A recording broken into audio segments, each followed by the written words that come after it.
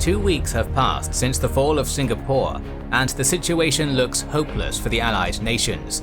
The Malaya Barrier has been pierced, the island of Java is almost completely open for an attack, Burma is being invaded, and the Filipino defenders have been cornered at the Bataan Peninsula. It seems that the Allied command has failed in its mission to stop the advance of the invaders across the Pacific, and now we're reaching the climax of the first few months of the Pacific War. The short-lived ABDICOM, after proving their incompetence at containing the Japanese forces, now seeks desperately to stop the complete loss of the Dutch East Indies. But alas, their desperation would only cost them more than they could possibly afford. Join us as we cover the invasion of Timor, the disaster at the Sitang Bridge, and the beginning of the crucial battle of the Java Sea. If you want to take control of some land yourself, check out the sponsor of this video, Established Titles. It's a project that lets you become a lord or lady by purchasing a little plot of land in Scotland, where all landowners historically can claim these titles. But it's also a project to reforest the world, planting a tree with every order, preserving picturesque woodland and biodiversity, and supporting global charities like One Tree Planted and Trees for the Future. You'll get at least 1 square foot of land in Scotland, with a certificate to not only show you exactly where it is, but to prove your new titles. This allows you to get Lord or Lady on your credit cards, plane tickets, and more. It only takes 5 minutes to set up, so it's a great last-minute gift for any loved one, and you can get a couple pack that lets you and your partner have adjoining plots of land. They also offer maps to show your new estate, including the immensely detailed hand-drawn 1611 map by John Speed, held by the National Library of Scotland. Use the code KNG to get 10% off any purchase. Go to establishedtitles.com/KNG to get this great gift at a discount now.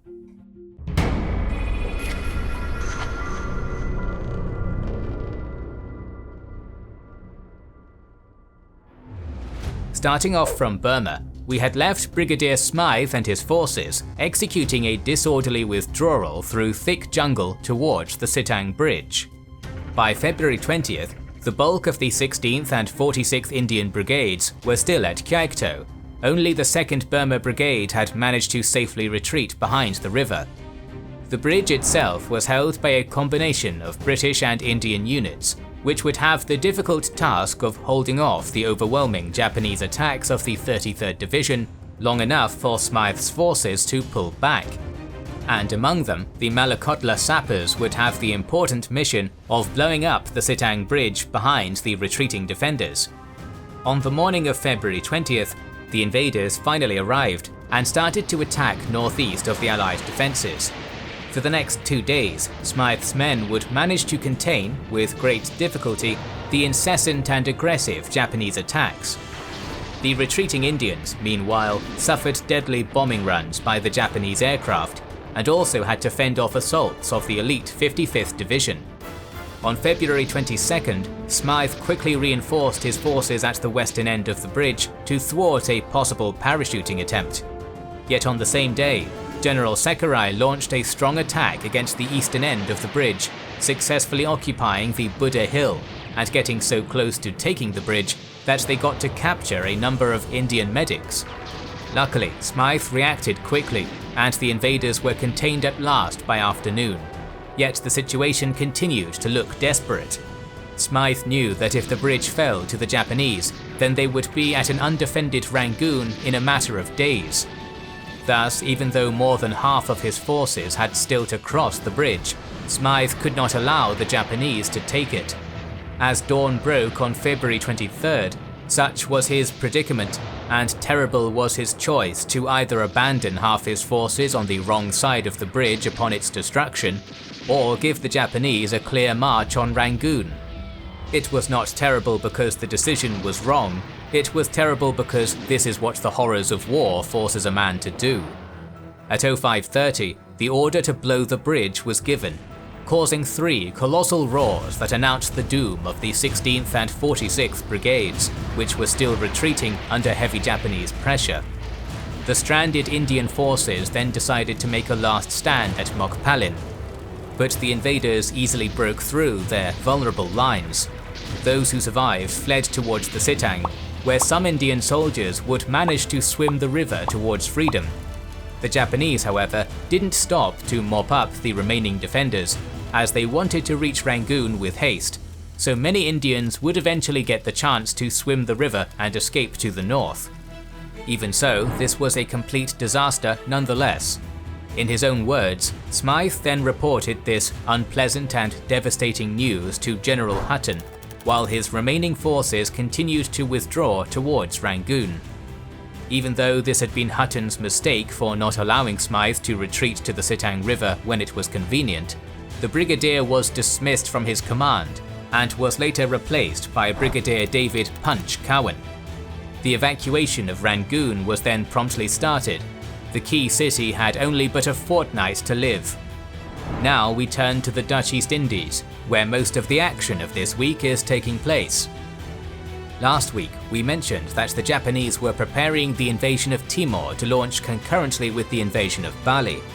The unit appointed to execute the Timor operation was the Eastern Detachment of General Ito, which had last taken part in the invasion of Ambon.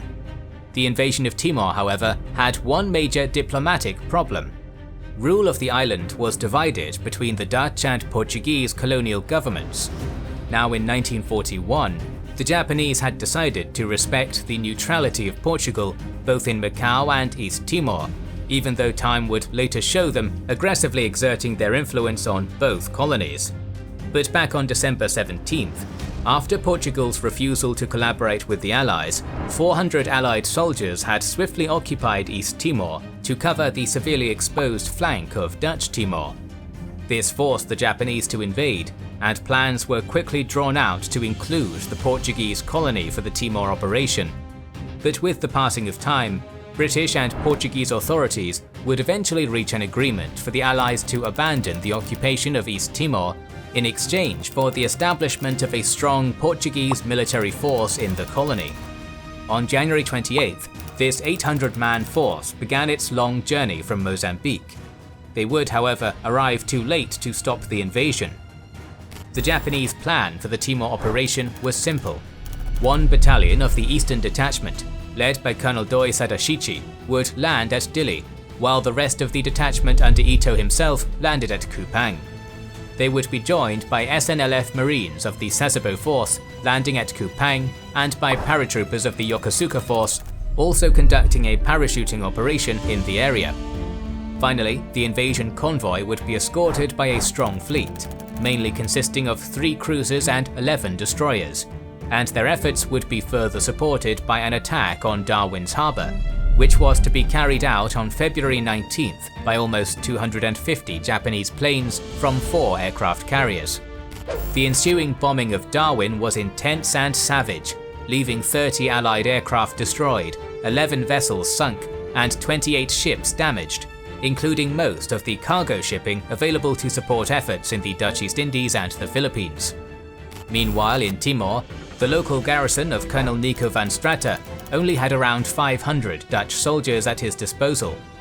But immediately after the outbreak of the war, the Australians had formed the Sparrow Force to reinforce them. Lieutenant Colonel William Legat led this force of almost 1,400 men, including a company of commandos. All of the Allied forces were located around Kupang, but after the occupation of East Timor, most of the Dutch soldiers and Australian commandos were transferred to Dili. The main invasion force of General Ito departed Ambon on February 17th, with the Doi Battalion departing the following day. On the night of February 19th, both forces reached their objectives and thus commenced the invasion of Timor. The Japanese initially landed around Cape Mali on the south coast of Kupang, where the Allied defences were considered weak, and on the coast west of Dili, where they took the defenders by surprise. By midday, 308 paratroopers of the Yokosuka had also been parachuted to Babao, where they rapidly captured the town before heading to the Penfui airfield. Then, the landings proceeded as planned, as the coast was practically undefended, so the invaders hastily advanced on Kupang and Dili by the end of the day. At Dili, covered by their naval forces, the Japanese headed eastwards and directly attacked the Allied positions. Despite fierce Australian resistance, the Allied forces soon began an orderly withdrawal by February 21st, leaving the city and the airfield of Dili to the Japanese. While Van Straten and his Dutch forces headed southwest towards the border with Dutch Timor, the surviving Australian commandos would escape to the south and to the east, where they would begin guerrilla warfare from the mountainous interiors. Back at Kupang, the eastern detachment divided itself into 3 columns, with the left column advancing directly on Kupang, the centre column assaulting Australian positions at Penfui, and the right column thrusting northeast of Oasau to cut off the Allied retreat. Despite their brave and ferocious resistance, the Australians decided to withdraw east when they learnt that the invaders were racing to cut them off. The next day, as Ito's main force entered Kupang and captured the city and the Penfui airfield, Legat launched a sustained and devastating assault on the Japanese positions at Oasau, culminating with a bayonet charge where the Japanese had successfully managed to cut their retreat. Suffering dozens of losses, the invaders resisted until the night of February 22nd, when Ito's main force finally arrived to save them.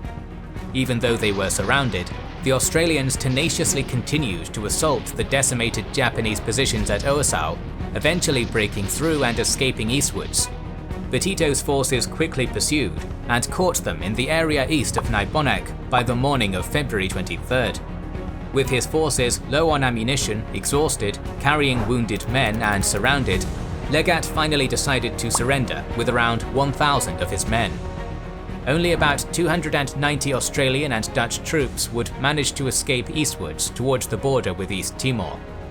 While the Japanese conducted mopping up operations around Dili and Kupang, they would later join with Van Straten's forces at the border, from where they would continue to execute guerrilla warfare. The Australian commandos under Major Alexander Spence would also continue to resist in East Timor for around a year, getting supplied by air and successfully executing ambushes on isolated Japanese groups. Thus came the end of the last of Java's terror before the main invasion. Now the stage was set for the fall of the last link in the Malay barrier. As we have already discussed a few weeks ago, the Japanese had planned to launch a 2-pronged naval invasion of Java, to be carried out by the main strength of the 2nd and 48th Divisions.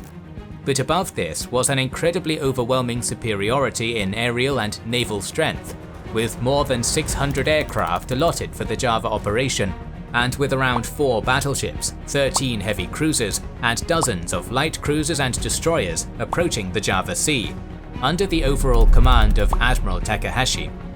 Since February 3rd, the Japanese had launched Operation Z, a full-scale air campaign over eastern Java that resulted in severe damage inflicted on the Allied Navy and on the island's infrastructure and defences.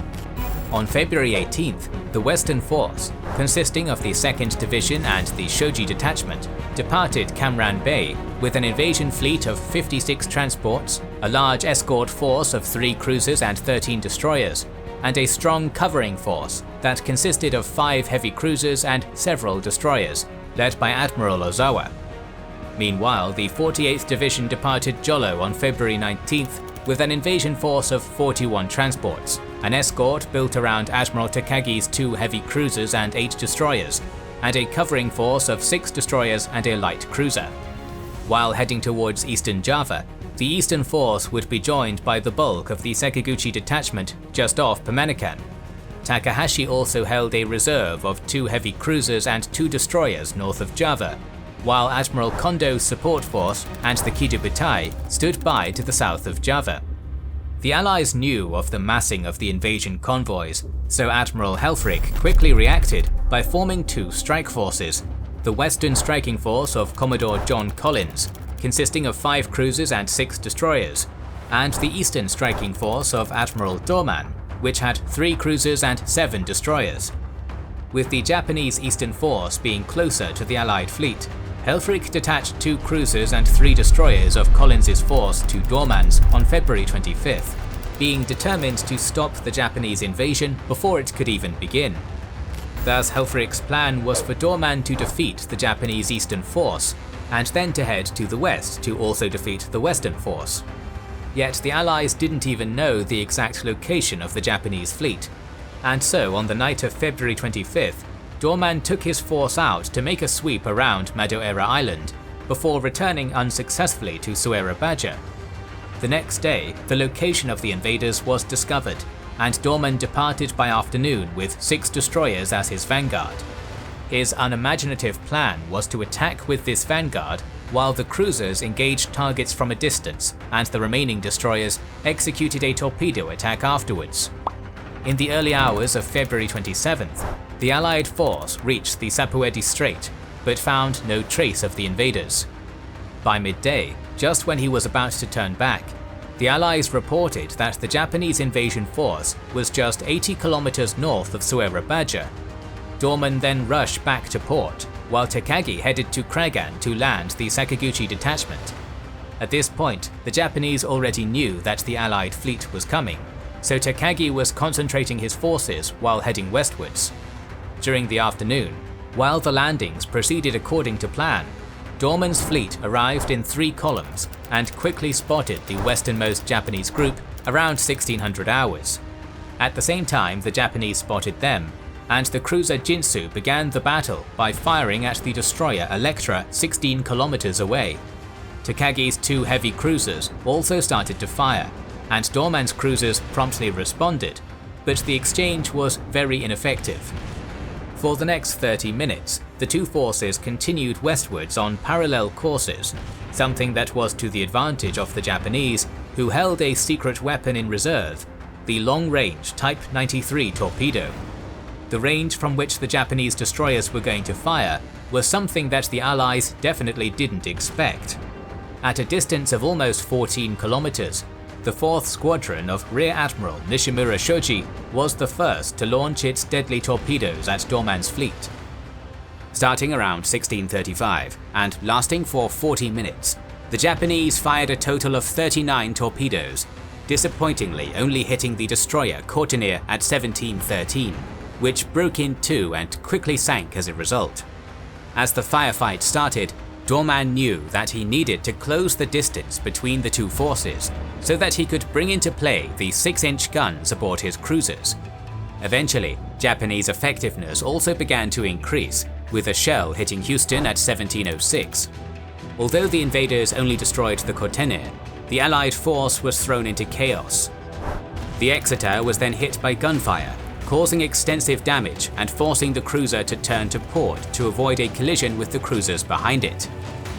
Mistaking Exeter's retreat as a general retreat, the Allied cruisers promptly disengaged and started to turn back, causing disarray in the Allied force.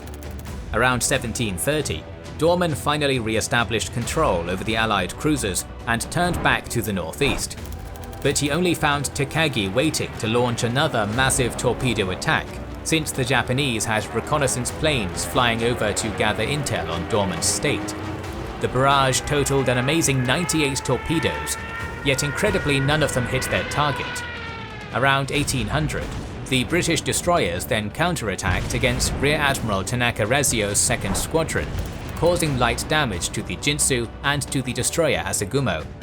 But the Japanese quickly returned fire and achieved a great hit on the Electra, rapidly sinking the destroyer around 1815.